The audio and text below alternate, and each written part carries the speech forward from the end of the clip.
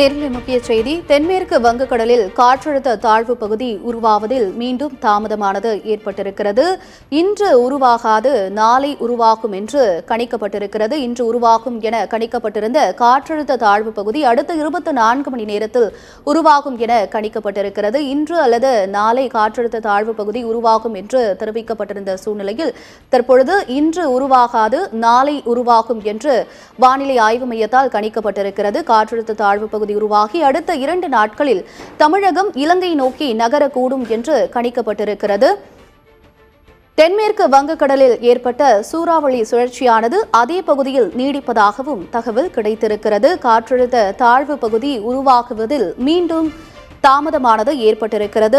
இன்று அல்லது நாளை உருவாகும் என்று வானிலை ஆய்வு மையம் தெரிவித்திருந்த சூழ்நிலையில் இன்று காற்றழுத்த தாழ்வு பகுதி உருவாகாது என்றும் நாளை உருவாகும் என்றும் கணிக்கப்பட்டிருக்கிறது. தென்மேற்கு வங்கக்கடலில் காற்றழுத்த தாழ்வு பகுதி உருவாவதில் மீண்டும் தாமதமானது ஏற்பட்டிருக்கிறது. இன்று உருவாகும் என கணிக்கப்பட்டிருந்த காற்றழுத்த தாழ்வு பகுதியானது அடுத்த 24 மணி நேரத்தில் உருவாகும் என கணிக்கப்பட்டிருக்கிறது.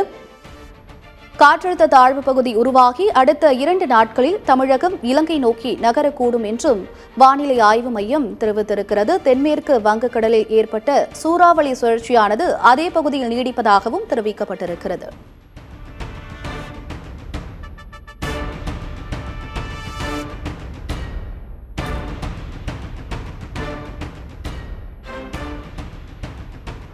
நேர்களை முக்கிய செய்தியாக பார்த்துக் கொண்டிருக்கின்றோம். தென்மேற்கு வங்கக்கடலில் காற்றழுத்த தாழ்வு பகுதியானது உருவாவதில் மீண்டும் தாமதமானது ஏற்பட்டிருக்கிறது.